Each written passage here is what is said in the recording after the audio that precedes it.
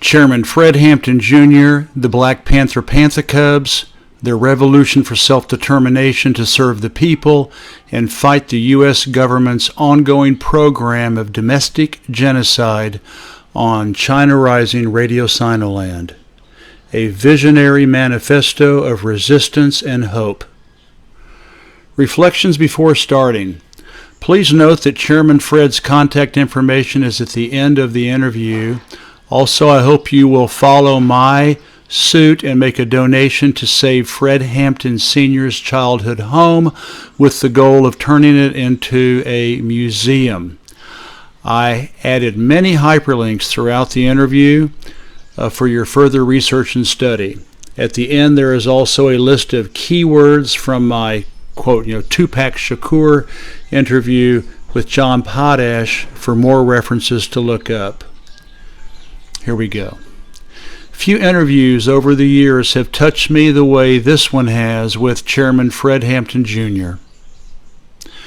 William Blake wrote about the, quote, doors of perception, end of quote.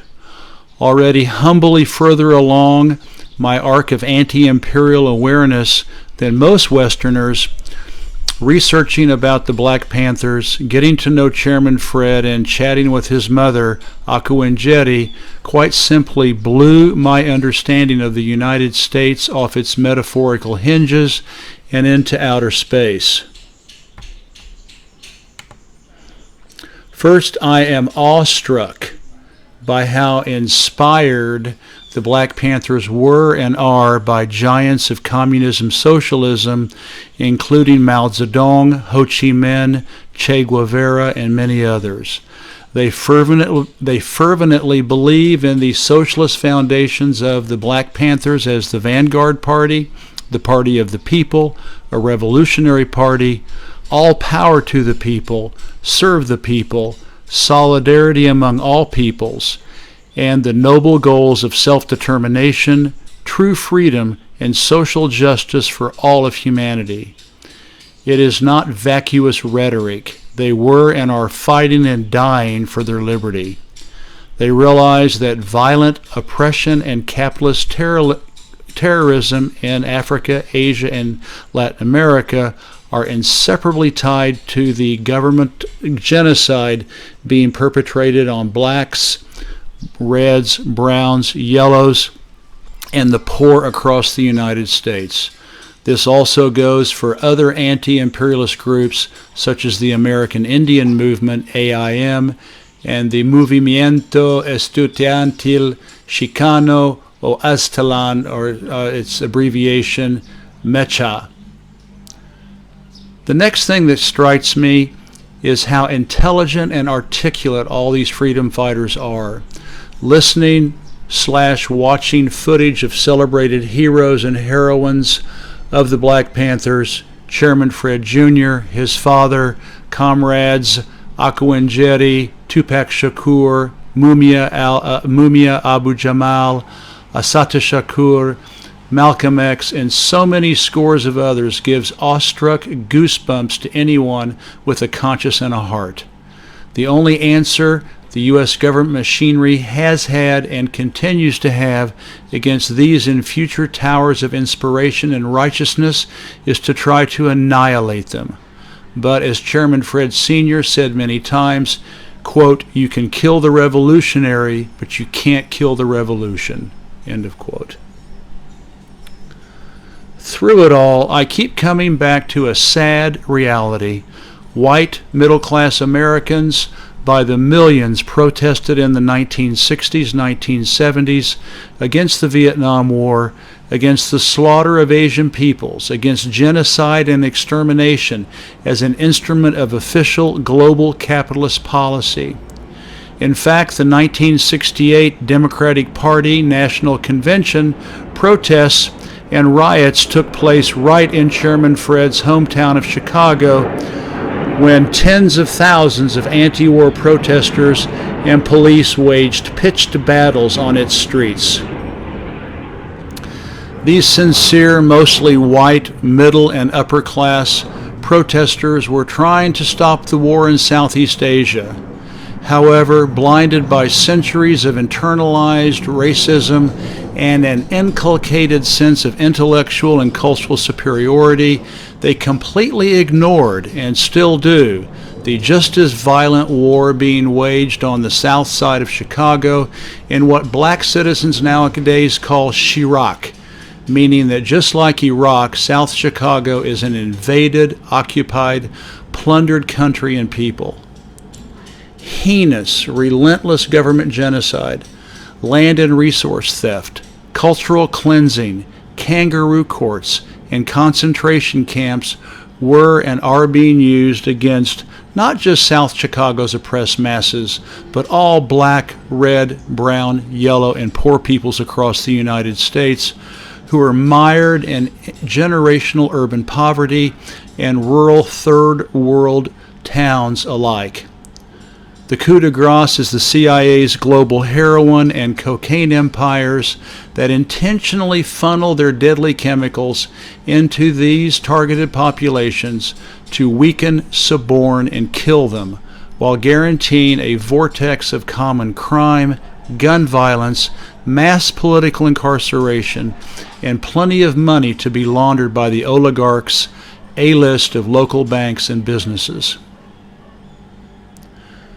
America's 1%, the oligarchs, going back to 19th century's prairie populist, socialist, communist, and labor movements, move into high gear whenever oppressed whites begin to combine revolutionary forces with their colored comrades. They know how to exploit white Americans' innate sense of racial superiority, offering them a few extra table scraps and/or a slightly higher social status to split them apart. And when people of color like blacks, reds, and browns join revolutionary hands like they did in the 1960s, the oligarchs don't mess around. Let the annihilation and extermination begin. And as this interview so poignantly demonstrates, it started with the first imperial colonialists landing in Jamestown in 1607, exploiting slavery and the genocide of natives, as it continues across the country on a daily basis. Now, white Americans ignoring the plight of their black, red, brown, yellow brothers and sisters, all these centuries has caught up with them.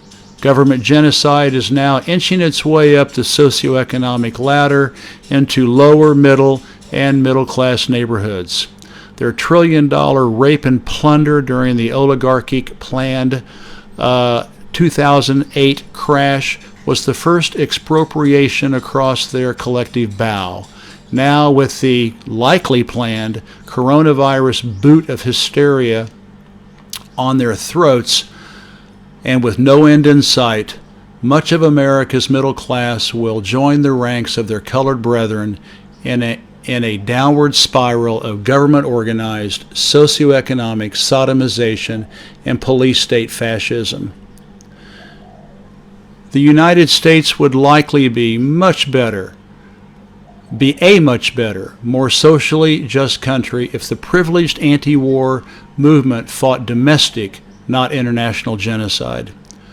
Will white citizens continue to fall for the oligarchs' centuries-old racist tactics of divide and conquer? Ironically, back during all the 1960s, 1970s upheavals, people of color were offering their cooperation and support in common cause with the majority white anti-war movement, but were largely marginalized and unrecognized as being unworthy allies in the good fight. It's 2020, and America's domestic wars against so many oppressed citizens is still completely off their radar.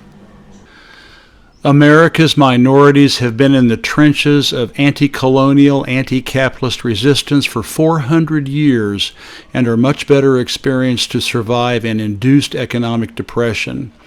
History shows that the white majority always ends up hoisting itself on its own racist petard.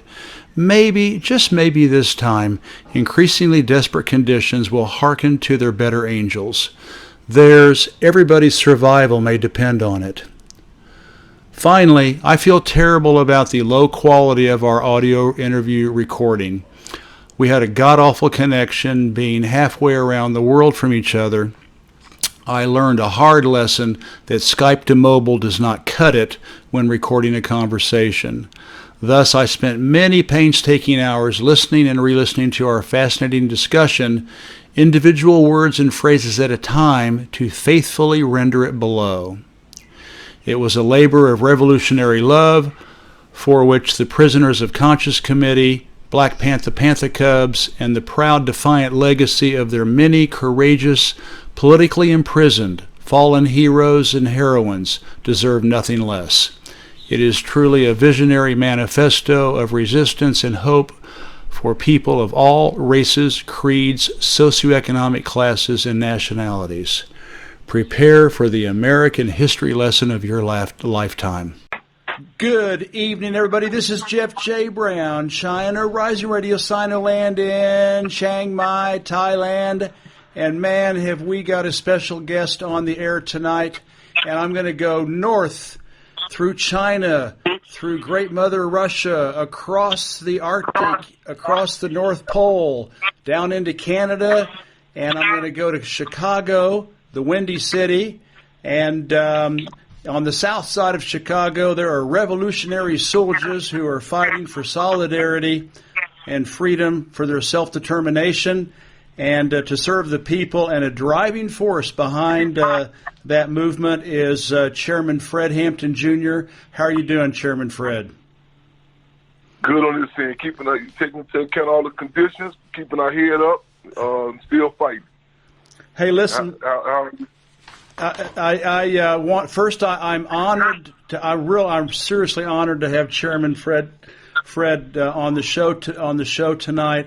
I would like to thank John Potash, whom I've interviewed here about his two books, and he's the one that put Chairman Fred and me in touch. Let me just give you a bullet bio about Chairman Fred. Chairman Fred Hampton, Jr., the son of assassinated Black Panther Deputy Chairman Fred Hampton Sr. and comrade Mother Akuwenjeri, is the founder of the Prisoners of Conscience Committee. Chairman Fred Jr. is an active community organizer and is currently president and chairman of the Prisoners of Conscience Committee, and which also includes the Black Panther Panther Cubs. I'm so happy to have you on the show, Chairman Fred. I'm honored and humbled to be on the show with you. So I want to extend revolutionary appreciation to you, John Potash, for making the connection, and also to the listeners and, in fact, just to the people in general. Hey, listen, I know you have told your story and your mother's and your father's story many times, but it bears repeating, and for the for probably the vast majority of the fans of China Rising Radio Sinoland out there, they probably do not have a very good good information or accurate information about you, your father, and your mother. So could you just please introduce yourself and tell us about your life and your parents' lives? Yes, indeed. Well, many aspects. Well, from the state's perspective, from the system's perspective, I might be seen as a three-strike offender. One, for just for simply being African. Two, for being the son of Chairman Fred Hampton Sr. and also of Bakur and Jerry, formerly known as Deborah Johnson. And three, for continuing to fight for the liberation of our people. Yeah.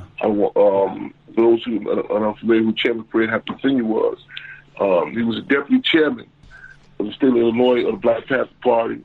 In fact, let me premise with this: Black Panther Party was a revolutionary organization, which started October 16, 1966, in Oakland, California, by Minister U.E.P. Newton and then Chairman Bobby Seale.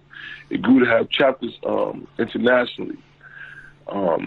It was responsible for a number of different survival programs, such as the free first free breakfast programs, which in fact in Chicago fed a minimum of 3,500 children a week. Wow. And also,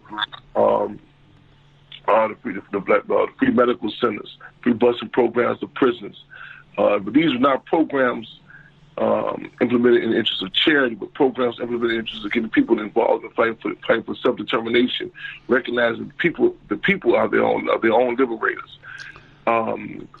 With this said, and let me say this, but even by this system, by the government's own account, when the Black Panther Party was in existence, it was acknowledged that there was a record low to what is referred to in many arenas as black-on-black crime. Mm-hmm. So people would think the logical response would be these organizations should be applauded, acknowledged for what they were doing, but however they were targeted. In particular about the infamous COINTEL program, a program known as the Counterintelligence Program, which is articulated by the former director of the FBI, J. Edgar Hoover, and deputy director of the FBI, William Sullivan, a program created to discredit, to demise, disrupt, and destroy any black nationalist movements, especially amongst the youth, in which over 90% of it was directed to the Black Panther Party. It consisted, but not limited to, tactics such as, forcing individuals out of the country or seek political asylum, which there are cases still to this day, such that of Asylum Shakur. It consisted of framing individuals, giving them trumped-up charges, which many, still are, in various, U.S. prisons and no telling where else, with other prisons, they still held captive in. We have, cases of Abu-Jamal, known as A-Trap Brown, Mumia, Abu-Jamal, and this goes, Sundiata Cody, and this goes on and on. It also consisted of straight-out assassinations. Mm-hmm. When people hear these terms, they think these are, actions or activities that may be taken abroad, outside the country. But this is right inside the confines of the United States. And December 4th, 1969, along with dates such as April 6, 1968, David and Bobby Hutton being assassinated in Oakland, California, and so many others.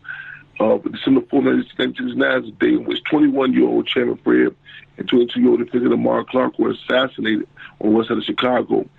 My mother, the B, was there when her husband, a comrade, was assassinated, and she was given. She covered down over his body when the Chicago Police Department shot over 99 rounds inside the house, and actually felt the shells coming through the mattress. She was pulled out. She was 8.5 months pregnant with me at the time. When they pulled out of the Chicago Police Department, pulled out of the room, they jammed the revolver to her stomach and told her she better not run. And so the injury, they took her and the remaining survivors, took them in, and they placed them in jail. So I was actually in jail before I got here. That was my first. Unbelievable. Unbelievable. First contact with the American judicial system. Yes, indeed. And that was December 4, 1969.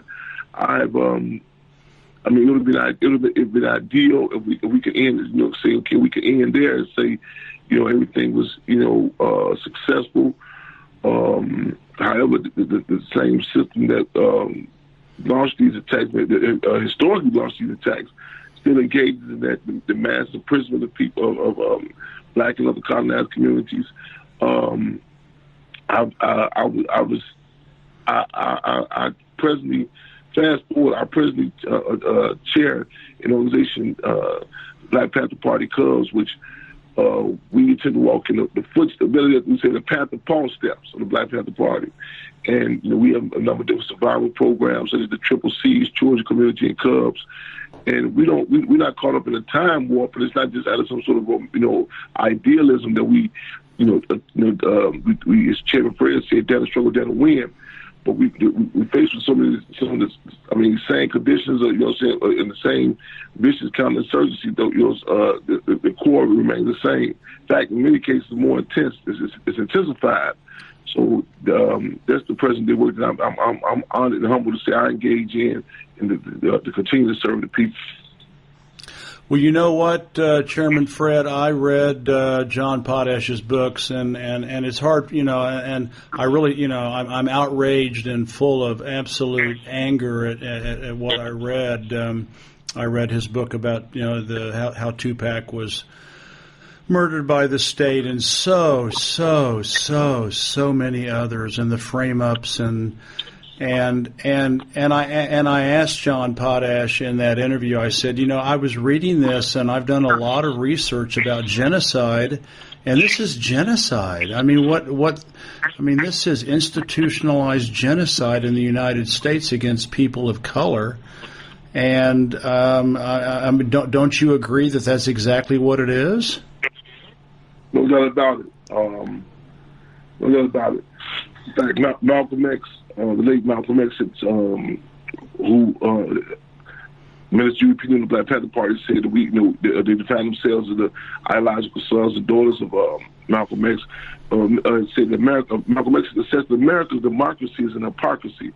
It's a fraud, it's a facade. One of the advantages of the United States in particular is the facade of freedom, which allows it to challenge places like whether it be Thailand, Iraq, North Korea, to go abroad and ask Cuba, do they have political prisoners? To ask are there human rights violations occurring in Iraq and other places. Right here, in the confines of the United States, you have, as I mentioned before, you have assassinations occurring. You have political imprisonment. So a disadvantage that the victims of these attacks is that it's not an acknowledged war. It's not an acknowledged war. Yeah. Well, and you were framed up and sent up for 18 years and did hard time for 18 years, right?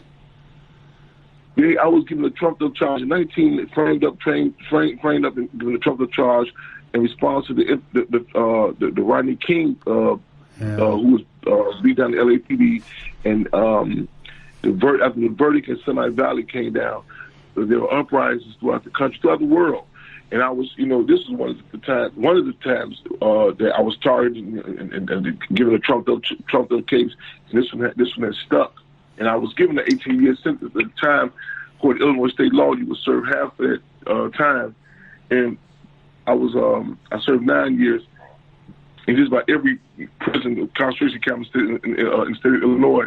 And it was due to the support of the people that I was able to come out alive. Yeah, it's just unbelievable. And I love the fact I'd never heard that before, but I've listened to some of your other interviews, and it really is true. I mean, American prisons are really are concentration camps, and if they want you off the street, they either kill you or they frame you and lock you up or tie you up in lawsuits and until you go broke and can't feed yourself. It's just what was so shocking for me, like listening to your story and everybody else's, is that it's everybody, the DA, the local cops, the FBI, the CIA, the judges, the prison wardens, the alcohol fire, was it AFT, the DEA. It's just institutionalized, from top to bottom. It's just shocking, and it's hard for people like me and who led a life of white privilege growing up in the United States. But I mean, this has been going on for a long time, and I really admire your courage and your mother's courage to keep fighting under such horrific conditions. Well, I thank you. I thank others for giving the opportunity to utilize whatever apparatuses we can to get the word out. Again, to reiterate your point, the machinery of it. The machinery of it. It's one thing to say that, okay, well, maybe it's one particular law enforcement official, one particular agency, had it out for you. but the machine is referred to in Chicago, infamous the machine and the machinery of it. I mean, the different dynamics of it. Like you name what many people refer to as the alphabet soup, the various law enforcement agencies. However, in addition to that, the different. I mean, the propaganda, the Hollywood, the movie, the TV, the school system. It's not by coincidence that not only. I mean, you're in Thailand, but there are people, right in the confines of the United States. You know what I'm saying? That do not know. You know what I'm saying? And it's not due to a lack of organizations or individuals, laying this information out.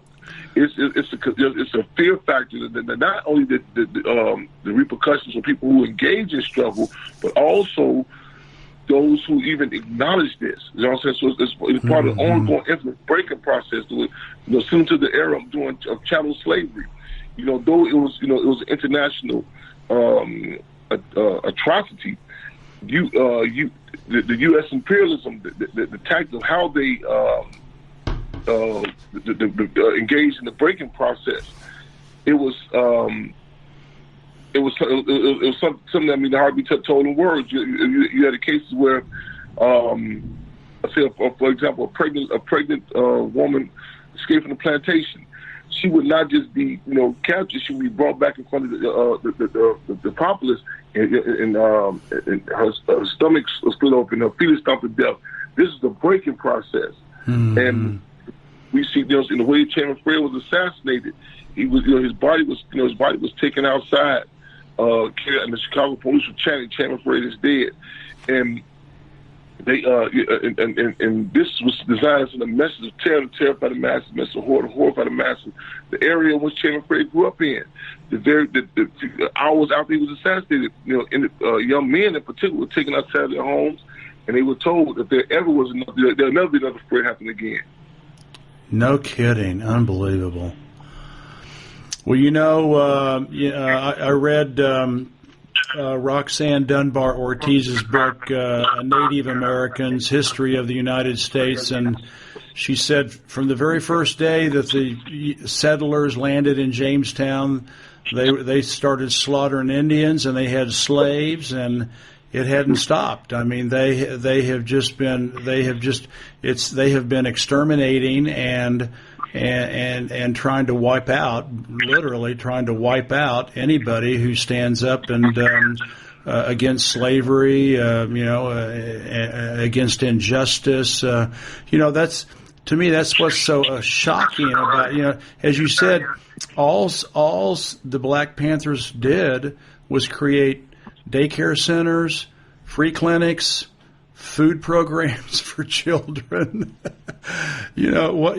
stuff, things that any civilized country would expect to be done, and yet because of that, there was an organized, campaign of extermination against the Black Panthers and musicians, rap and hip hop artists. It's just, it's fascism. I mean, I'm sorry, but I think what it is, Chairman Fred, is that I think America has always been a fascist police state for blacks and browns and reds and yellows and poor people. But it's always been that way, but now that fascism is starting to show its ugly face now, and middle class, and nicer neighborhoods, and more people. It's just we're all starting to get, more and more of us are starting to get a taste of it. Not only in the cities but in the countryside. Any comments? Yes. Yes, indeed. It's in fact, prior to this current climate, the climate of the coronavirus, you see even the president administration, the Trump administration, where there's more of a blatancy, of acknowledgement, of what has historically been U.S. policies. I'm probably paraphrasing that when it, detainee centers, the detainment centers were brought up in the media. U.S. President Donald Trump's position was this is nothing new. They have existed under the tenure of the Clinton administration, the Obama administration, so on and so forth. And this has been this is something that a lot. This is nothing. Again, this is not. These countries are nothing new, but it's more of a blatantly exposed. And it's, in particular, even now during this climate of the coronavirus. Is really capitalism on steroids. You know what I'm saying? Absolutely. Oligarchy capitalism. It's just unbelievable. It's shocking. Yeah, and that's this is it's an asset as well as a liability. In many cases, people they adapt so well to different conditions, and for you're not to even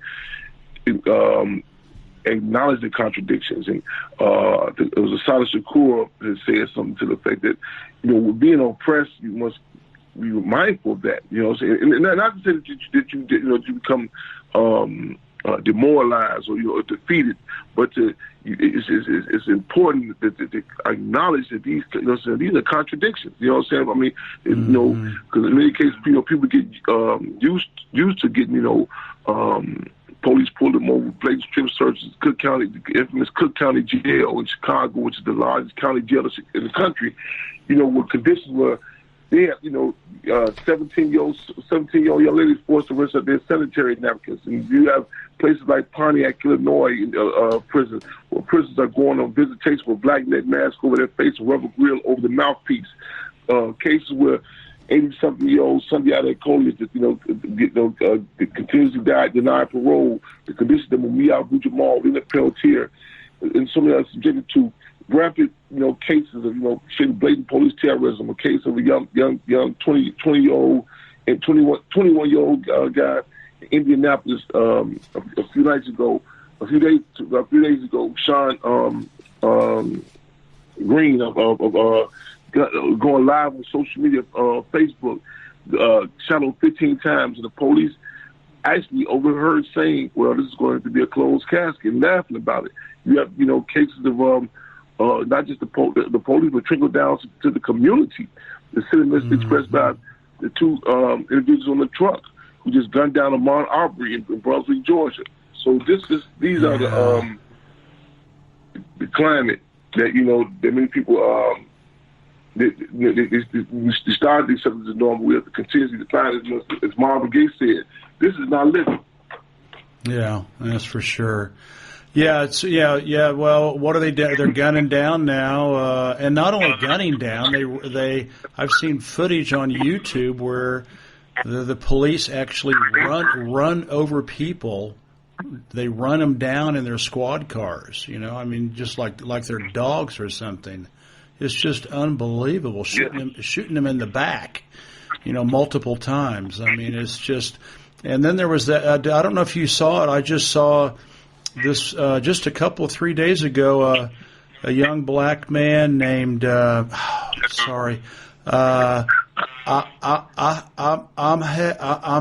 or something.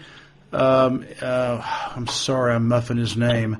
Akins or something like that in Jacksonville, Florida, and in broad daylight, two white racists ran him down in a pickup truck and shot him in broad daylight and with a shotgun. It's actually a case of Ahmaud Arbery. Arbery. I thought it was in Jacksonville, Florida. No, Glenn County, Georgia. Oh, Georgia. Okay, yeah. And he was jogging.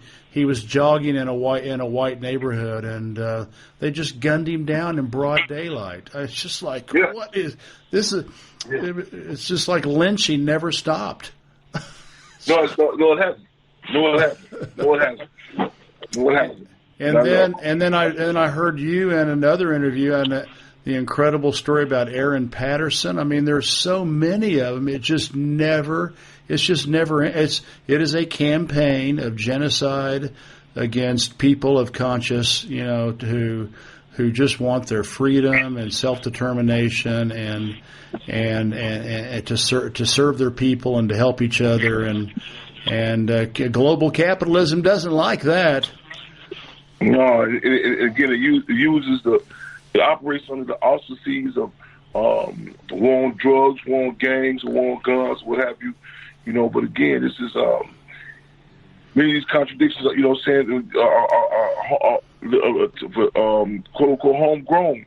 In fact, in December 4th, 1969 assassination of Chairman of Freedom Prince Lamar Clark, we had the infamous Joe Machine Gun Gorman, who later was part of an elite team. You mentioned the case of Aaron Patterson, and there are so many others that was tortured by the infamous former Lieutenant John Burge. And he could be defined as a homegrown terrorist. He was trained in Fort Benning, Georgia, and the tactics that he implemented was engaged in abroad, such as the electric shocking of individuals on their private parts, on their sex organs, on Jackie Wilson and so many others. He implemented right in the southeast side of Chicago. So, and being in concert with these attacks, I mean, the propaganda campaign to put up the front, saying that everything, that there are certain, quote unquote, what they refer to as success stories. The image in which, in particular, sets back our struggle abroad, because the image is that everything is okay. You know what I'm saying? In America. But this, you know what I'm saying? I mean, they show you different, hip hop artists and who are raised up, you know what I'm saying, to give the image, you know what I'm saying, these contradictions are not occurring. And it's, in many aspects, confuses many of the populace, the victims themselves. Absolutely. This is battle. So it's a battle, as the Black Panther Party said, we're fighting for the minds and the hearts, as well as the lives of the people.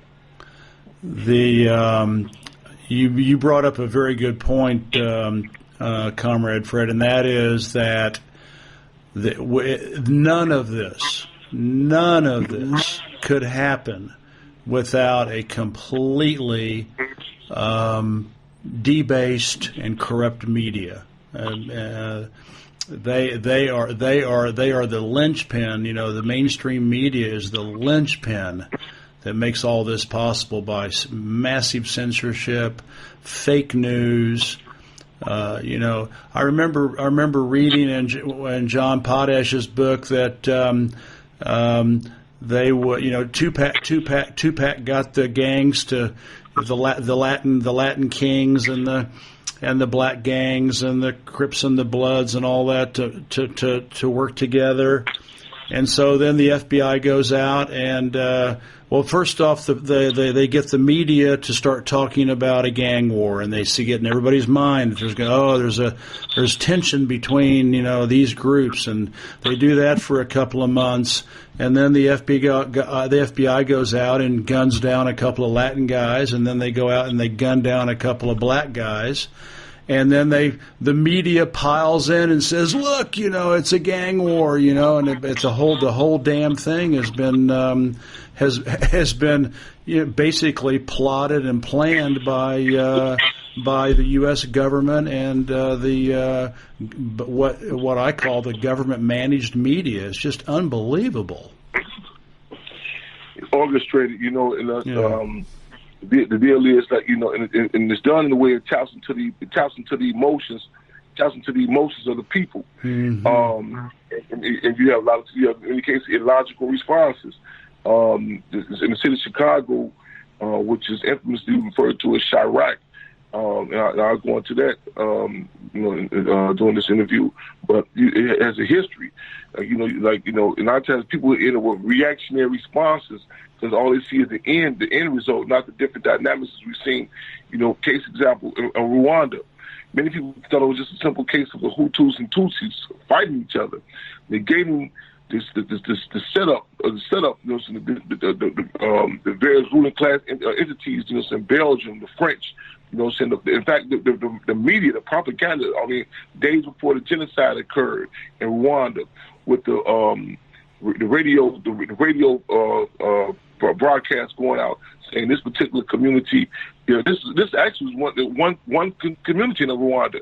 However, in other communities there were class contradictions that were exploited to the point, you know what I'm saying? But they not just exploited, but different entities that armed them, that, you know, so they gave out, you know, resources. I mean, actual machetes, you know, and to create a genocide. And then, as the ruling class, same entities, the same imperialist powers, you know what I'm saying? Again, the French, the Belgium, that they created, to set this up, they are able to come in as being seen as the saviors and say, okay, now we're going to institute these courts. And you're going to have justice now. This is a constant play of colonized communities against colonized communities. Chicago is the same place as the infamous Woodlawn experiments, where entities such as the University of Chicago, Sears and Roebuck, First National Bank, Rockefeller Foundation, the Ford Foundation, they, you know, saying the fiscal agents, they have funneled finance and cash and trickle down, you know, saying under auspices of, you know, programs to stop the crime, but they, in essence, they set up a quote-unquote gang or gang war, you know, saying when the Chicago Police Department was dressed like the then-known devil disciples and do drive-bys on the Blackstone Rangers headquarters. Yeah. And they created a crime epidemic because it's not just about people just see racism or hate you, but it decreased the property value. And the property value went down to Woodlawn, and this is how the University of Chicago, other entities are able to get their property. We see it today in Chicago. Entities such as, you know, they under auspices of programs called newer communities, where these same fiscal agents and individuals, same names, are creating crime waves within our communities. You know, so they go out and just on nightly news, you see this people just out like they were just out there, you know, killing each other, negating the different dynamics that are in place. I'm talking about even the cartel's presence in the city of Chicago. This was El Chapo's main haven. You know what I'm saying? In Chicago, the 290 Expressway was known as the heroin highway. I mean, you hear about Chicago or Chirac. I mean, actual murders on a daily basis were happening right on the expressway, and it was no coincidence that under the Mayor Rahm Emanuel, the previous mayor of Chicago, they did not even allow the movie El Chapo to be reviewed in Chicago, and his case was convened in New York because they did not want to make the connection of similar to the way the mafioso in days of old were on a payroll. Luciano was not Lucky. They call Lucky Luciano. He was on the government payroll. He was the liaison to be able to, for the drugs to come out to the black community. And these are different dynamics that, you know, that occur on a day-to-day basis, you know, to the point that many people, you know, start to see it as the norm. Well, something that I've learned, you know, a long time ago is that we're not in Afghanistan, you know, to liberate the people. We're in Afghanistan so that the CIA and the Army can haul off 6,000 or 7,000 tons of you know, opium every year to ship all over Europe and the United States. And when I interviewed Douglas Valentine about his book, The CIA is Organized Crime, the CIA makes sure that the heroin and the cocaine that they import, you know, with the mafia and with the cartel gangs in Colombia, and they make sure that those drugs don't go to the nice neighborhoods, you know, the nice white neighborhoods. They make sure that those drugs get funneled into minority neighborhoods and poor neighborhoods to keep them weak and have a reason to you know, lock them up for the rest of their lives. So basically, the CIA and the FBI are the flip side, or the other side of the coin of organized crime. To be honest, what do you think? Well, you're making mention of entities that. I mean, real power base, because a lot of times people talk about, you know, organized crime or even the gangsters. They're not. They negate. They don't. It can't be put in the same breath of the actual gangsters and banksters. People who are in powerful positions, entities, to make major decisions. I mean, again, the entities, the various law enforcement agencies CIA, ATF, and so on and so forth.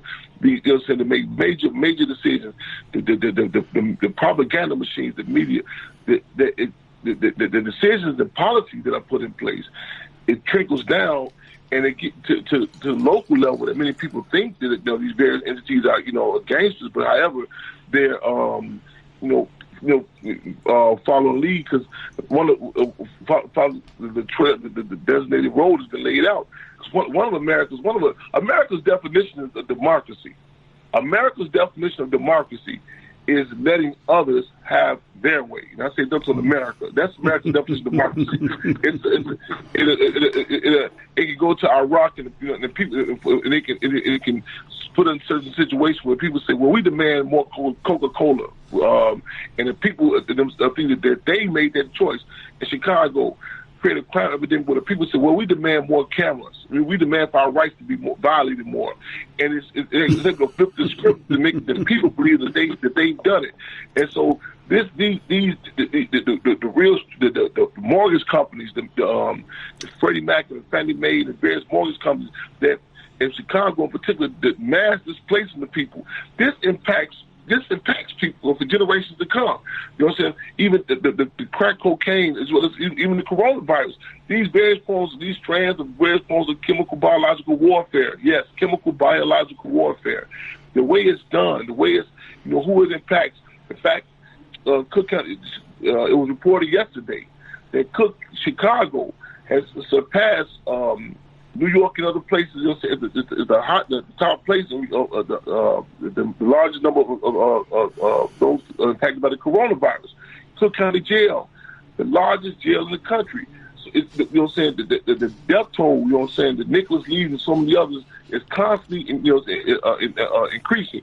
And so it traces back, and it traces back to these various entities again who really power players, but it also does the way that people, the victims, take undue credit. You know what I'm saying? You hear terms like black on black crime. You hear terms like, people say we should just stop killing each other, like it's just a simple dynamic of, immortality, no morals or what have you. But negating the policies that are put in, and you see like even discussions now where people are saying, well, with the coronavirus, in other well-to-do communities, people are saying, well, we don't want to starve to death, so we have to open our restaurants, so on and so forth. So people are letting you know that it's not just that they engage in certain things or activities because of their astrological signs or because they're bad people, but policies and politics is food, clothing, and shelter. How is dispersed? Who gets it? Who doesn't get it?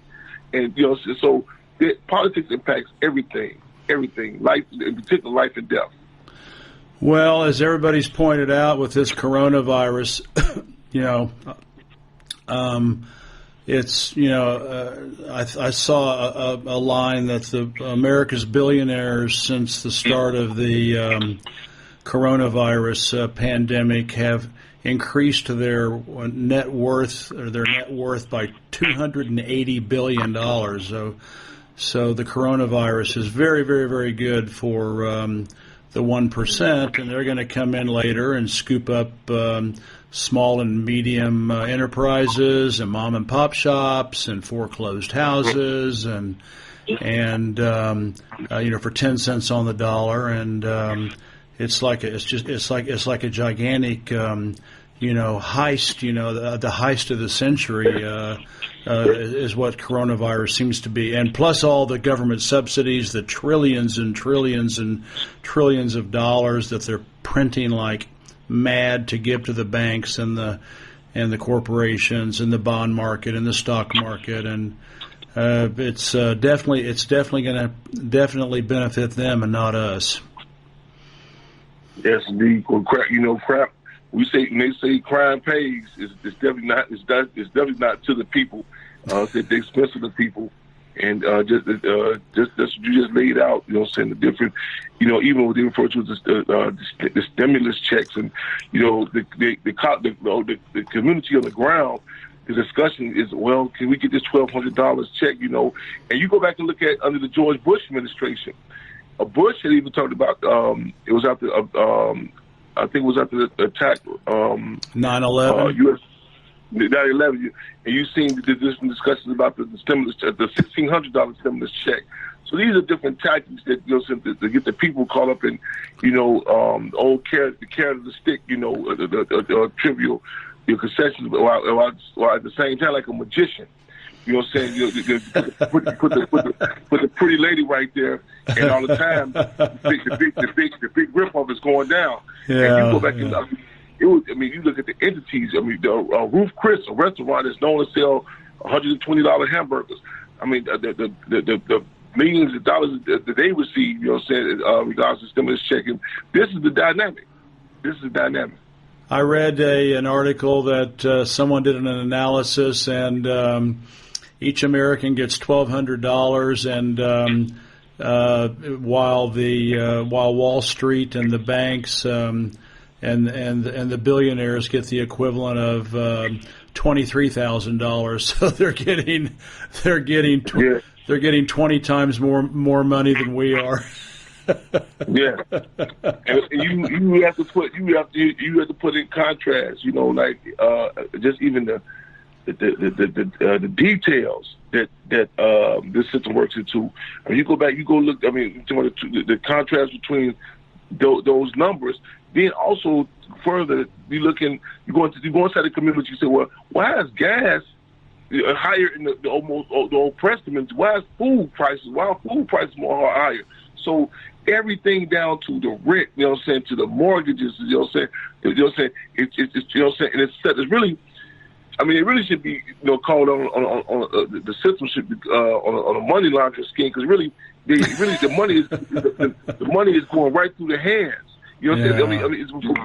As soon as they get that money, it's right back into the system. It's just like if they get to hold it for a minute. You know what I'm saying? So it leaves you with the impression it's like you said, a big heist. But what greater heist can you pull off, and the people don't even know who stuck them up? And leave you open to be stuck up. Then you tell your children to be willing victims again for the stick up to be continuously stuck up and ripped up, and then add to that to take credit to say, well, I don't have to be a victim that got stuck up and say, well, I don't have any money, it's because something that I did wrong. And, I mean, look at, as Harriet Tubman said, she freed thousands of slaves. She would have freed thousands of more only if they knew that they were slaves. Who said that? Harriet Tubman. Oh, Harriet, she said that. The great Harriet Tubman. The Underground Railroad and all that. Okay, that's interesting. Yeah. Well, unbelievable. Hey, well, listen, Fred.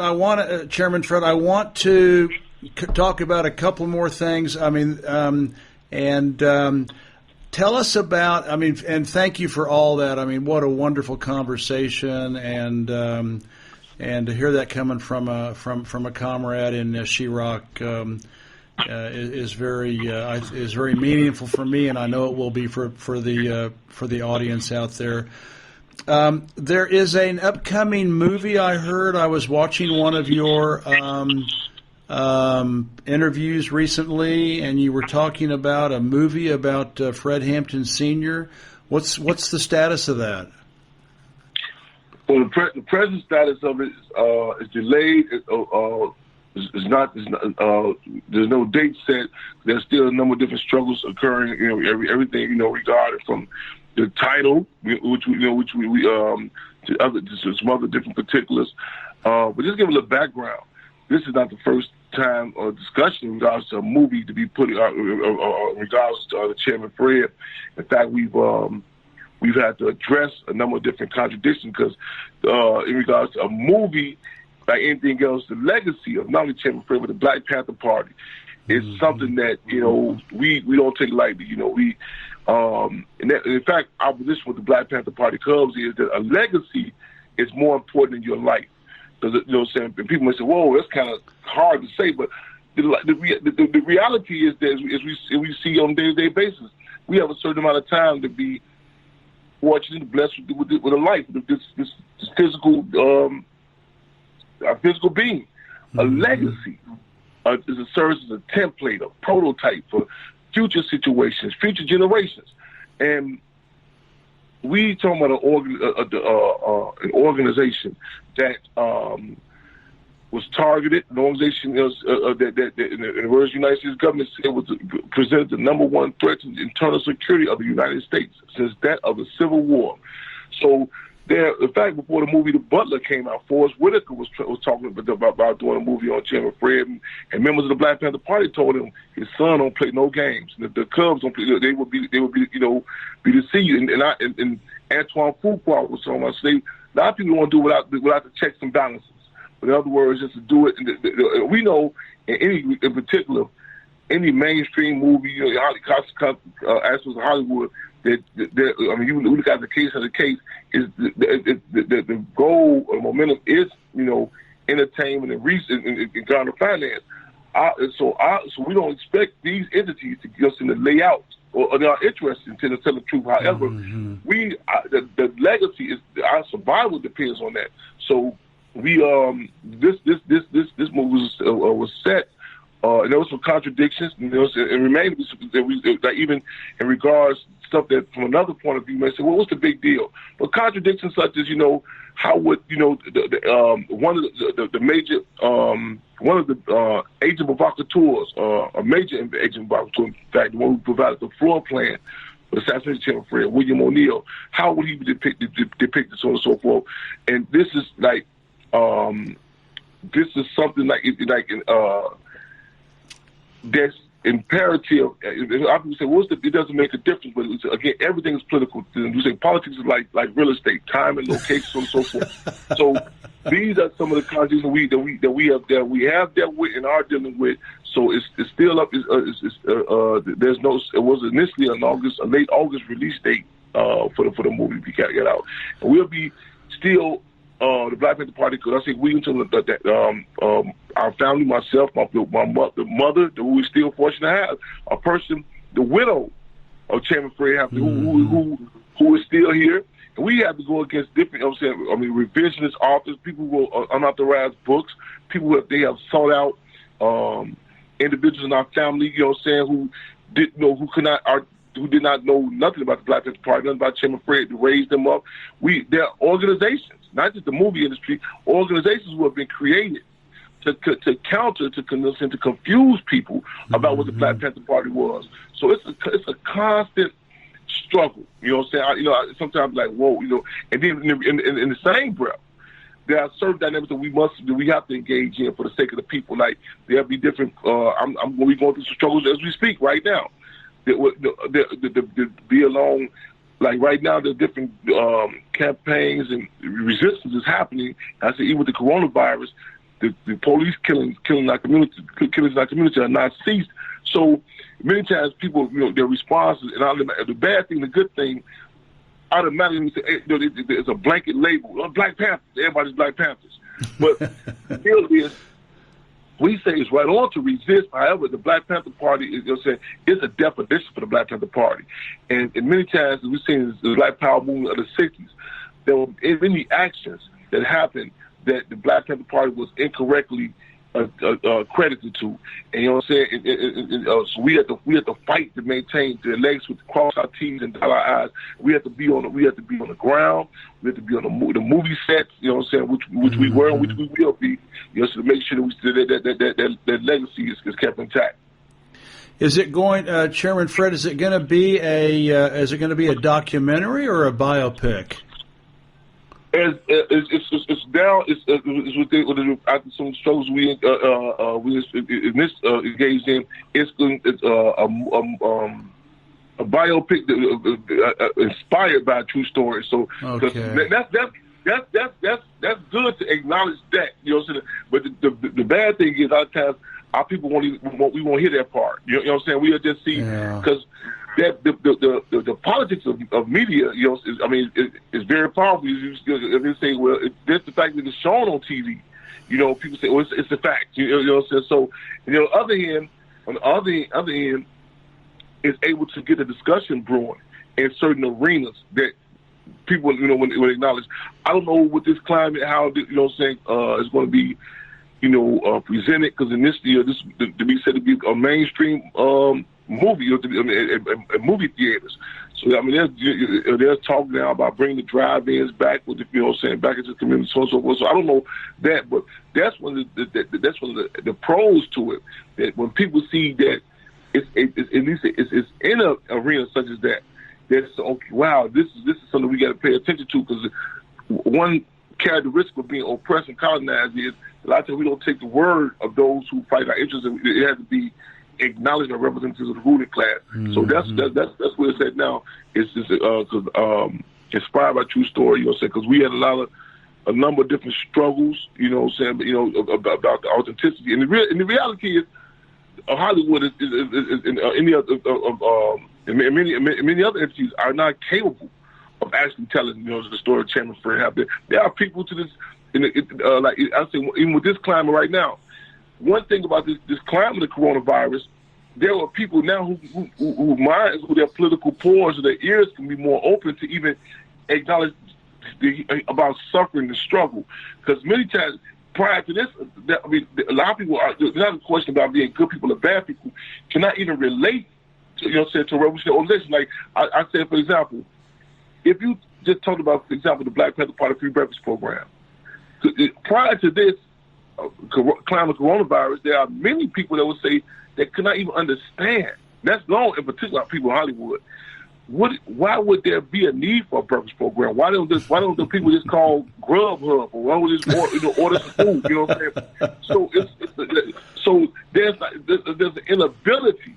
You know what I'm saying? Not just the unwillingness, in many cases, an inability for Hollywood to actually tell the story. To Chairman Fred. So we have to be upfront about that. Yeah, we hope go ahead. We hope it creates the thirst that people say, well, what is the real deal? And just and not try to make actors or entertainers our leadership. This is a tactic that Rome implemented. In fact, there was an interview with Malcolm X before. And the interviewer had asked Malcolm X say something to the effect that, well, Jackie Robinson disagrees with you about violence. And Malcolm X's response was, wait a minute. We don't put no total on Jackie Robinson as our spokesperson. We don't quote Bob Hope or Marilyn Monroe for your community. You know what I'm saying? So we have an entity, we have individuals. You know what I'm saying? We have the Black Panther Party Cubs. This is what the Black Panther Party was about. Here are the programs, the Triple C's, Children Community Cubs. We have the Free 'em All Radio. Here's the organization. We are in the house. We have the house that Chairman Fred grew up in. We're fighting to save and maintain. To turn that to a museum to talk about the work, who Chairman Fred was. Yeah. You know what I'm saying? So we hope that discussion happens. Well, I wish you the best of luck, because Hollywood's a snake pit, and telling me. Oh man, unbelievable! And I hope you can. I hope that the movie finds the real voice of your father and your mother, but I know it's going to be a massive struggle to make that happen, because that's just it's a cesspool. Hollywood's a cesspool. Yeah. So I wish you the best of luck. Hey, listen, you are the chairman of the Prisoners of Conscience Committee, which is also has the Black Panther Cubs. I love your logo, which I will put up. And by the way, for all the fans out there, I will put up on the article. I've got Comrade Fred's website where you can buy his music, music station, YouTube channel, Facebook, LinkedIn, Twitter. I've got all that, and as well as his email. So hopefully, if you'd like to get involved with the POCC and the mission of Chairman Fred, please do so. Tell us about the POCC and what you all are doing in Chirac. POCC, an acronym for Prisoners of Conscience Committee, in which you'll hear us interchangeably use that, as well as the Black Panther Party Cubs, was literally born behind enemy lines and born inside the prisons. During the time I was held captive as a political prisoner. Though the work of prison is a major aspect of our work, similar to the Black Panther Party, was initially formed. It was actually the initial name of the Black Panther Party was the Black Panther Party for Self-Defense. And that was initially the dynamic of it about in regards to the police brutality, which we refer to as the police terrorism. That was a major initial aspect of the work of the Black Panther Party for self-defense. It later dropped the self-defense, and the Black Panther Party was remained a revolutionary organization. The Prison Conscience Committee was, saying the prison question was a major aspect of our work, and it still remains to be. However, we are able to draw the correlation. As what Malcolm X said, America itself represents prison. Or as Minister U.E.P. Newton said, that prison is a microcosm of the outside community. In other words, the police terrorism that we see in SCI Green when Abu-Jamal was held captive at, the Atticus, the Folsom, we see it run rapid in the colonized community, Oakland, California, Chicago, Ohio, so on and so forth. So this is a revolutionary organization that there was a tough act to follow. We attempt to walk in the Paul steps, the Panther Paul steps of the Black Panther Party. And again, we don't do it in the abstract romanticism way like this. Oh yeah, we want to be like the Panthers. You know what I'm saying? We just with the political ideology, and we paid a price for that. We have been targeted. We have been infiltrated. Mm-hmm. We have been targeted by the now Intel probe, the continuous counterinsurgency, slander campaigns. We've been hit financially, physically, politically. We have been subjected to assassinations. You name it. We battle and some of the same tactics. Like I think about it's a famous story when Minister U.E.P. Newton there was a fundraiser to get legal funds for Minister U.E.P. Newton's legal defense fund. And at the fundraiser, they locked up members of the Black Panther Party, give them trumped up charges, and the bail resort after the fundraiser had garnered $5,000. But the bail call for to get these people out was $5,000. And we have been, the campaign that saved the Hampton House. We have raised funds, and at the same time, we have some trumped up cases we got to deal with. We got to. So it's been one thing after another, but we are honored. We are honored to walk again, to walk in the Panther Paul steps. It's a battle because there are continuous attempts there. Where different entities have been built up, and where the people themselves, a lot of times their emotional pores are open, and in Chicago, in particular, there's a dynamic about structure. You know what I'm saying? When you feel we are impacted by this being the top segregated city in the country. So the race dynamic, but also the class dynamic impacts us. So so we fight for that structure of that the legacy is maintained, but at the same time finding points of unity with other individuals from different respective communities. As we've seen with Chairman Fred was able to pull off a phenomenal feat, with the Rainbow Coalition. Yeah. And in a city, mind you, in a city that was and remains to be the top segregated city in the country. Chairman Fred was able to grapple with the race as well as the class contradiction, Mm-hmm. And when we talk about this work, there are a lot of moves that we have to do. Like, for example, just touch back in regards to the movie.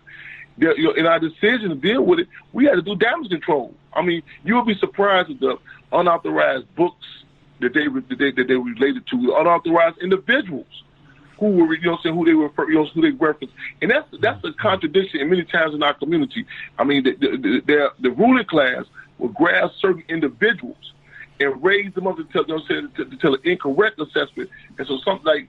There's certain moves we have to go into. I can't tell you how many occasions I've said, "Whoa, I really don't feel like dealing with this here." But but in service of the people, it's not about me or I. We have to say, okay, we have to go in. What's the greater good? To go in and address this contradiction, to call this, to lay this out, and in many cases, not seeing the instant reward, not seeing people's conscious level, be able to relate right then.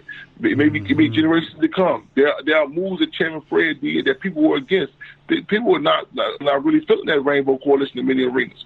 But Chairman Fred was armed with a politic as well as a principle You know what I'm saying? And to recognize that racism is a tool used by capitalism. You know what I'm saying? Also recognize to be able to redraw the lines, as Minister UEP Newton said, the lines of demarcation. Whose interest do you work in? The state or the people? Mm-hmm. Yeah.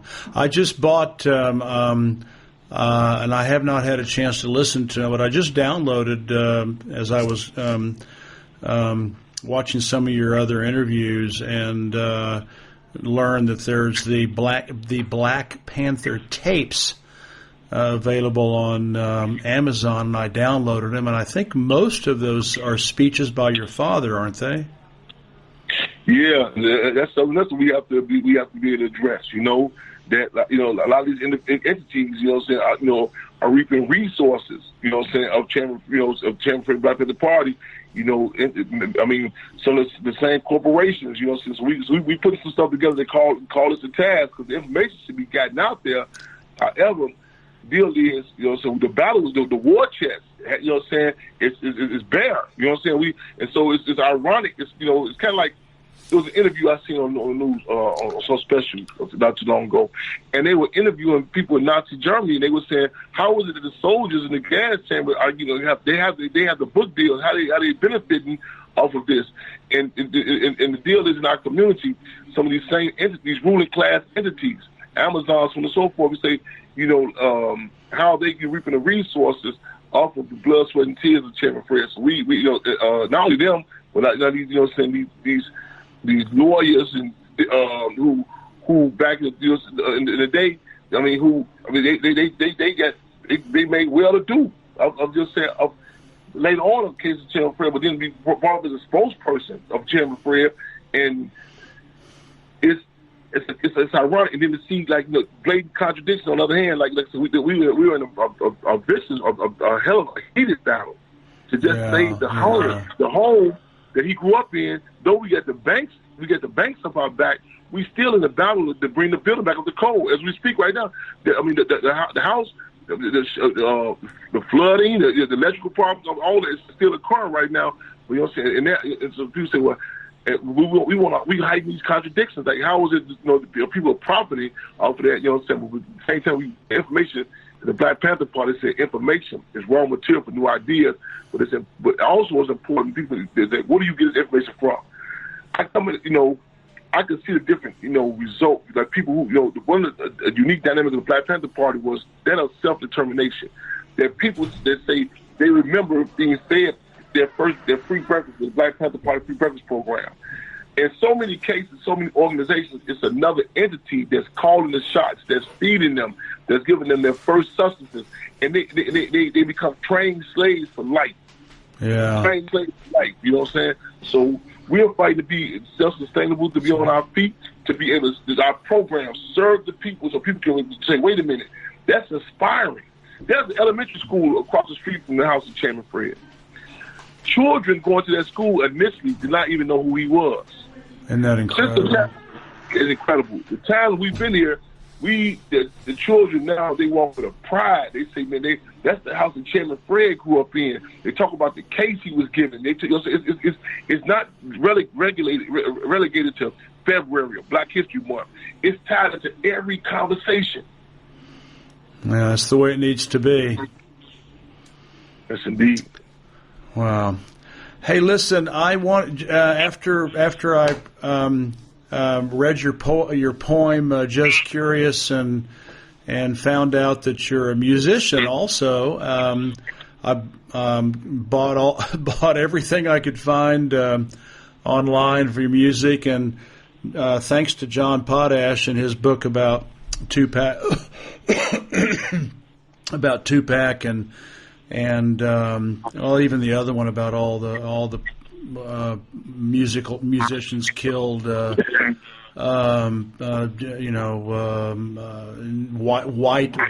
Jimi Hendrix and Janis Joplin, and it just goes on and on and on. But anyway, I had been brainwashed. I'll admit it. I had been brainwashed by the big lie propaganda machine in the United States that rap was evil, and thanks to him, I got Tupac's music, and I was just like blown away. I couldn't believe how good, especially his first 3 albums. And then I bought your catalog, and you're a great musician too, and you also write poetry, and you wrote a wonderful poem to your mother. I think back when you were in prison, and I was blind. I showed that to my wife and daughter when I got that. Tell us a little bit about your music and your poetry and what inspires you. Right on. Everything, I am a revolutionary who does poetry. It's a subjectively speaking release for me. Objectively speaking, we try to use various tools to get the word out. So that's heightened consciousness for the people. Minister U.E.P. Newton also said that the people do not read as much as we would like them to read. So we have to use different, tactics. So, even poetry is political, and you mentioned Tupac, and it really helped our job. Because he was deprived of of organization. He needed organization, and the organization needed him.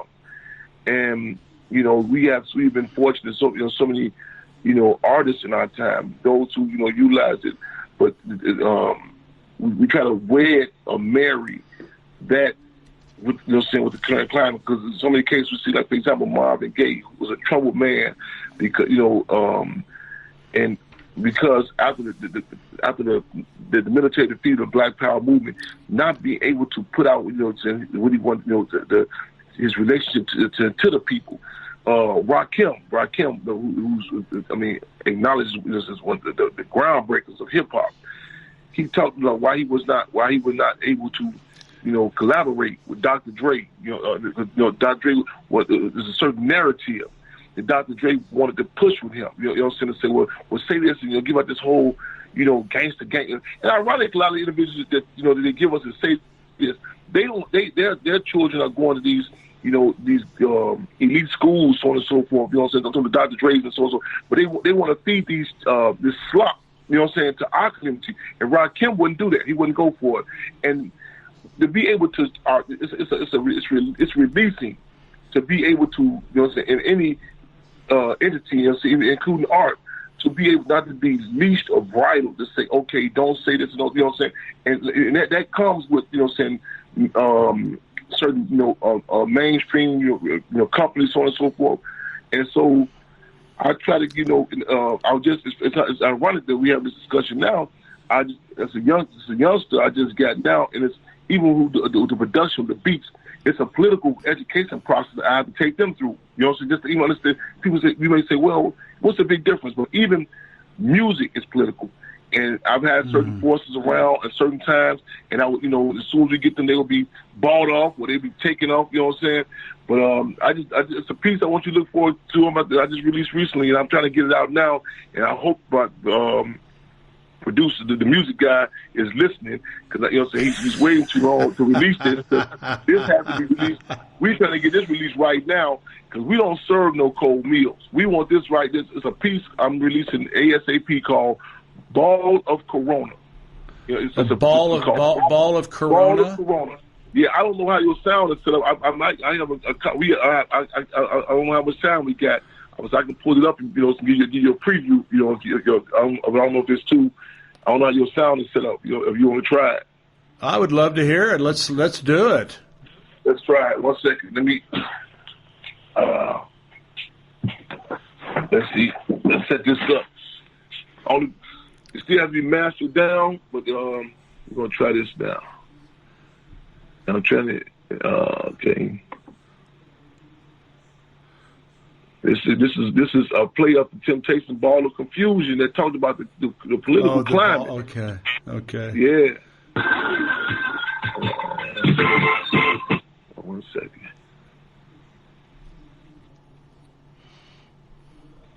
Yeah, this is called Ball of Corona. A ball of Corona. They got me about to put a Dragon City from her office inside City Hall. True American fashion once again, these capitalists flip the script.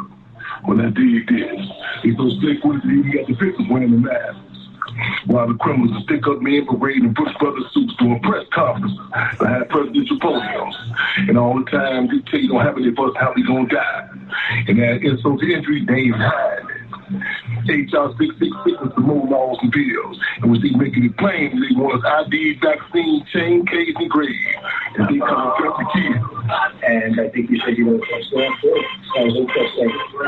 the World Health Organization, the President of the Entire Administration, Bill Gates, Google, CDC, Great Beyond, the World Bank, and the rest of the big readings should all be indicted by the people on one big stage, a world court case, with the victim version of the RICO Act of international conspiracy. Because the spread of COVID-19. Now, them motherfuckers need to get more than these not I'm talking about the American Kings and banks who put together plotting and planning this shit. You know, the ones, the big war rooms, the backroom scientific labs. They created the contract to kill and not be hit. Motherfucking mass murderers who deal and kill in the name of world depopulation. Shit, paranoid. You don't believe these motherfuckers are capable of bearing all of us? Shit, you some of the same motherfuckers that came across these and played up? This is what they did back in the day with them chains. Now all of a sudden you so naive you don't believe it. They do a chemical biological warfare. Mississippi put this shit in store in the political context. Small parts of place. Tuskegee experiment, crack cocaine and AIDS. Now you don't me go there. Inquire man for the know. Who created the coronavirus? Shit. The same motherfuckers that created international human trafficking, capitalism, disco, COINTELPRO, down the dollar did they thing on their own president, decided to kill it in 1963. Shit, did away with a whole lot of doctors who handled the cure for cancer. Hold on, this goes on and on. Created the cartel, entered the county jail. Prior to that, produced paper currency, made a whole lot of murder copies. In fact, one of them, I did a place in the and not to mention, they created a style Saudi that would have international historical impact on blacks. Name the same as the Kardashians at some place called Calabash. Maybe you can, maybe you can't. Again, I say maybe you can, maybe you can't. I'm not a doctor. But I'm like a person that has the good, you know what. Hillbillies in Georgia on back of pickup trucks, loaded with big guns and scopes, hunting for needles. Yeah, that's the only thing you live for the white people. You did? We did not dismiss some pigs and feed down nap town. There's some cat named Sean that I'm reading. Ride live on Facebook before they got their pigs. We go 15 rounds, bringing them down.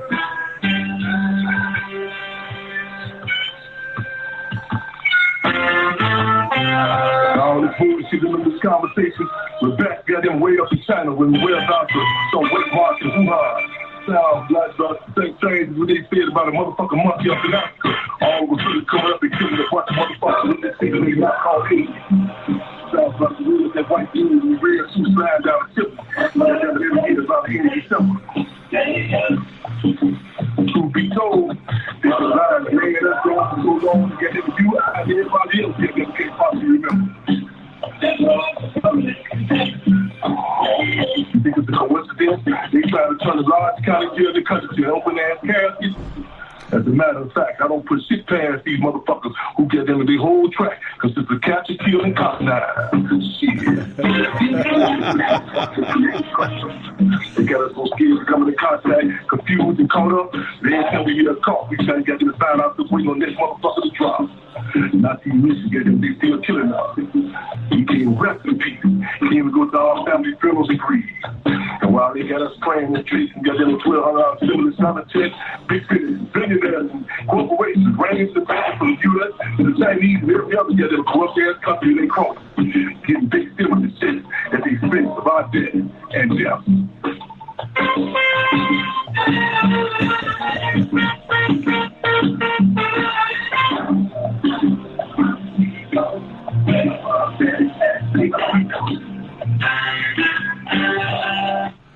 Ball of Corona. Wow, that is awesome, man. Comrade right Fred, on. you were on fire. Right on.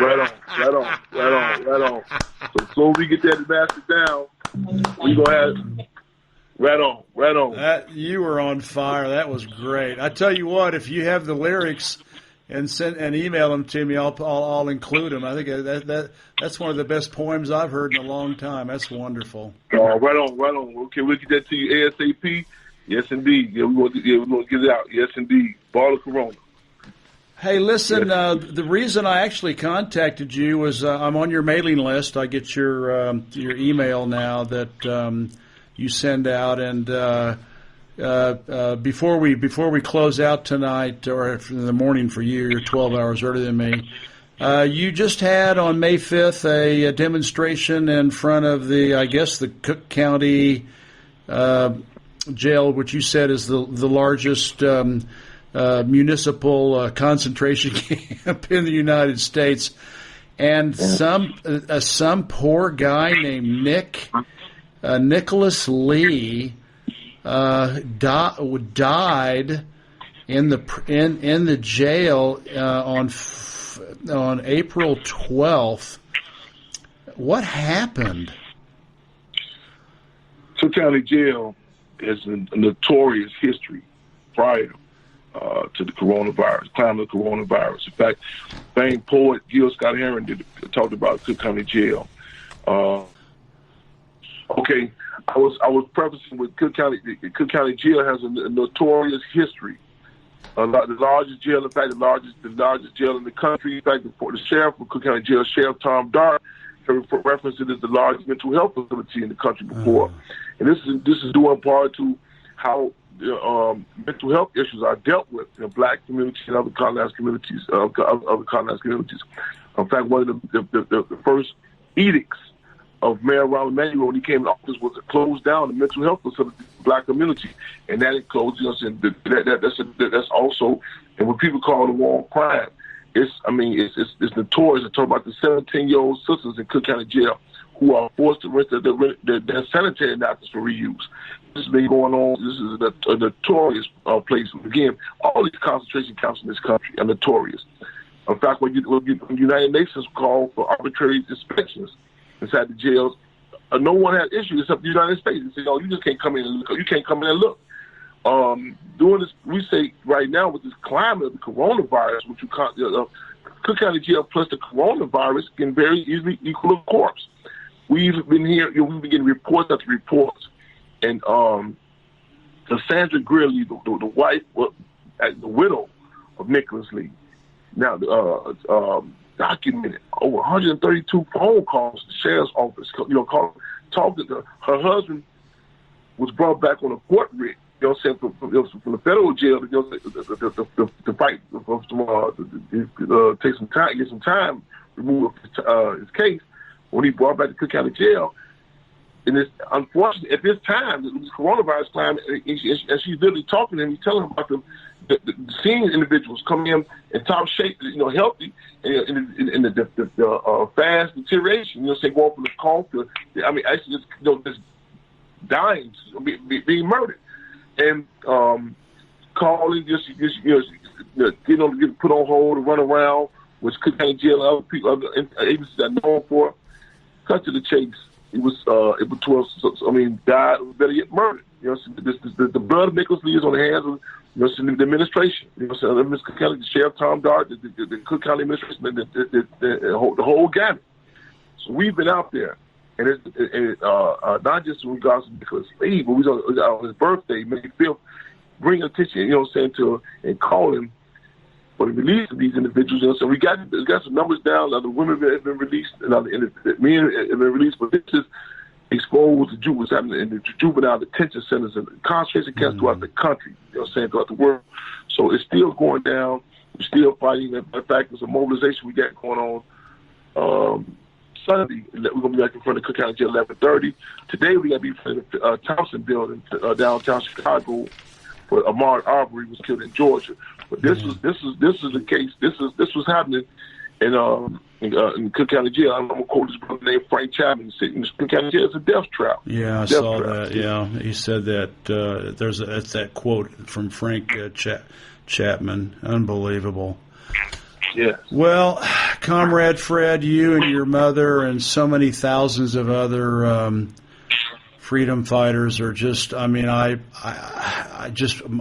you all have my deepest and most profound and humble respect and honor for what you all are doing. And I interviewed a guy in New York City, Max Perry, and at the end of the interview, I told him, I said, well, some days, I really kind of get down, because things aren't looking so good, and he said, we can't let the bastards get us down. And then I interviewed another guy who's 90 years old, Jay Jansen, in New York City, and he always says, until the last breath, he's still fighting at 90 years of age for social justice for the 99%. You all are right on. You all are just an inspiration for I know many people, and I think after all these new people that have heard about you and your mother Akwinjeri and the POCC, that you all are going to inspire many more people around the world. So. Anyway, my hat's off to you, and in fact, I talked to your mom answered the phone, and she said, yeah, I'm leaving at 7:00 this morning, and I'm going to go out, and I'm working for 3 hours on the streets, and I'm helping feed people, and I mean, that's just amazing, I mean. If I can interject, I feel fortunate to have fallen from the tree of two freedom fighters, and again, there's a cool and Jerry, formerly known as Deborah Johnson, the widow of Chairman Fred, who covered down, the shells were coming inside the mattress, covered down over a comrade. She chairs the December 4th committee. She has been my comrade, there's even down, from the streets to the movie set, my co-counsel, she resides on our advisory committee. We have a number of members that were in the Black Panther, we have a number of Black Panthers that reside on our advisory committee, and she is a phenomenal force, and we're fortunate to still, have on deck. Every August 30th, December 4th, in particular, but she come out there on any day though to lay out what happened. What's happening now? Not she doesn't sit back and say, "Oh, I'm retired. It's over with." She still is fighting. I'm saying, and to be able to have our presence again, we're fortunate. Yeah, well, it was an honor to say hello to her this morning, and I saw the TV on December 4th. She was out there with you and Mark. I'm having a brain burp. Mark. Defense Captain Mark Clark's family. Yeah, Mark Clark's family. They were out there. They were out there. Greg Clark's nephew's birthday is yesterday too. And your mom was out there. Your mom was out there, and so just phenomenal, inspirational, and uplifting. And listen, before we say goodbye, and I hope this is not the last goodbye, but let's do a little bit of call and response. I'm going to call out I'm going to say a word, and whatever comes to your mind. Just give me with your amazing gift of poetry and music. Let me know what you think. Here's the first word: revolution. Complete change. Solidarity. Uniting with common interests. Excellent. Freedom.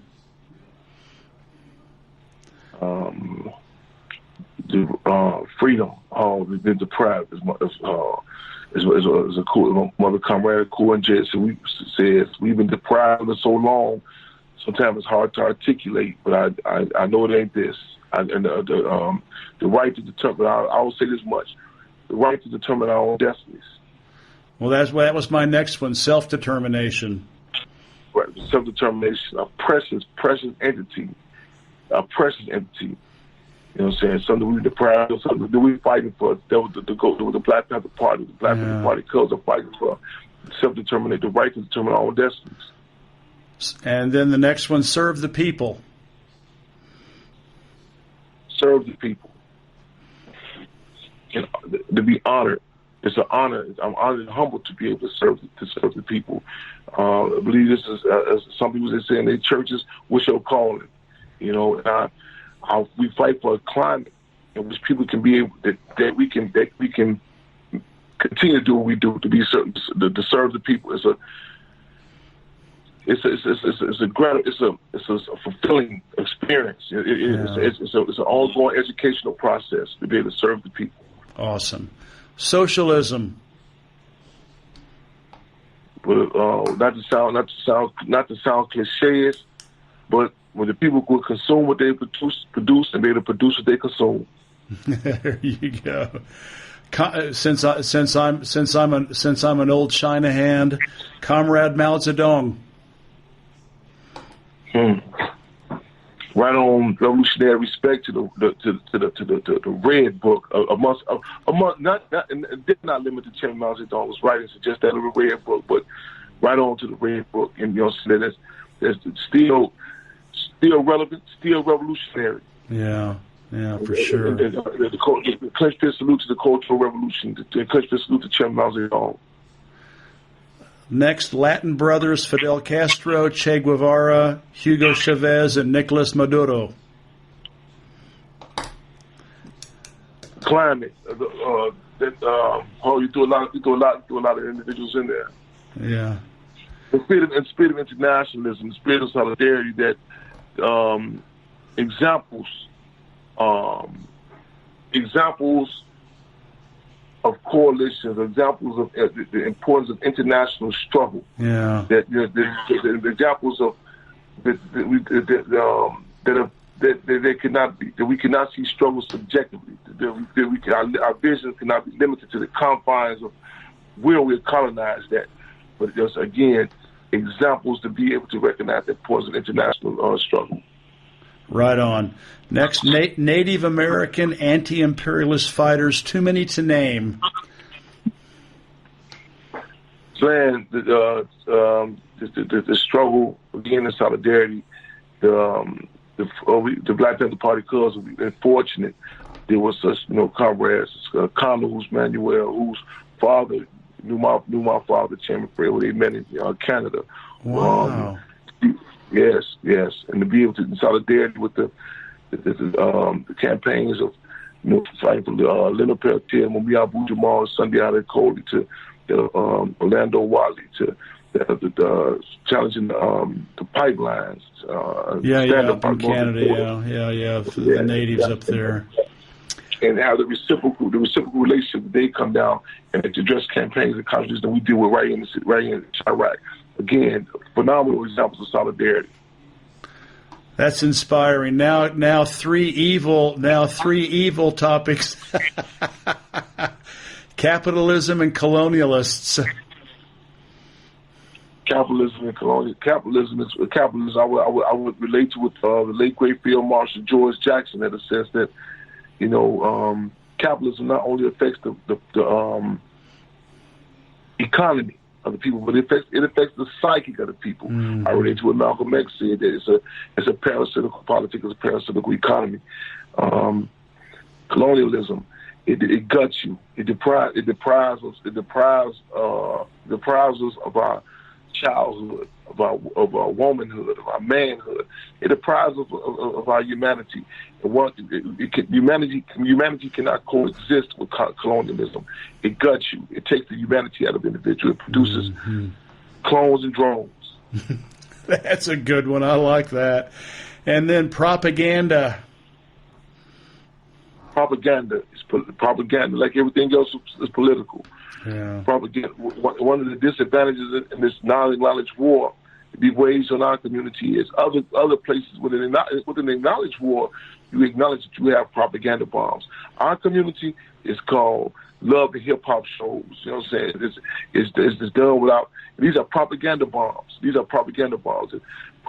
images that we see. I think in Thailand, it might have been Thailand, not China, it might have been Thailand. There was an example of a young child that was smoking cigarettes, and everyone was talking about like he just did it on his own. And then they come to find out that the tobacco ads, you know what I'm saying, how it impacted the children, the families, and it was common with children to smoke cigarettes because of the propaganda. Yeah, how it's viewed, how we view movies, how we view ourselves. Propaganda is political. It's political like everything else. And then in your Ball of Corona masterpiece, you mentioned biological and chemical weapons. That's the last one I have on my list. Biological and chemical weapons. Crack cocaine, coronavirus. You know what I'm saying? Many people think like they think it's far fetched. If you go to any elementary school, you know, doing a science fair, and just look at what children are able to do. You know what I'm saying, with the weather, you know what I'm saying, creating storms, and you look at you know what I'm saying, just with chemicals. You put baking soda with vinegar, different home remedies, you know what I'm saying, what's able to happen. The mind cannot even fathom what this system, what this government is able to do with the various forms and strands of chemical biological warfare. Mm-hmm. You know what I'm saying? So again, crack cocaine, coronavirus, all forms of chemical biological warfare.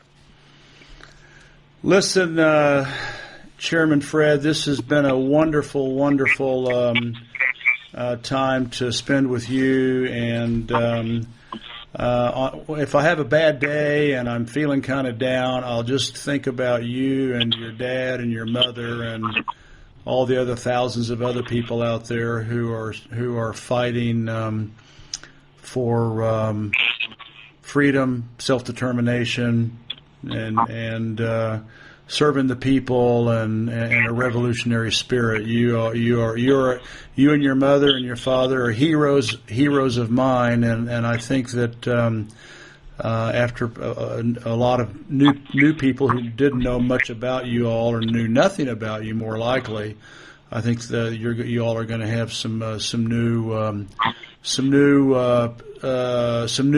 admirers of your heroic work that you all are doing, because it's just mind-boggling. So thank you so much for being on the show. I really appreciate it.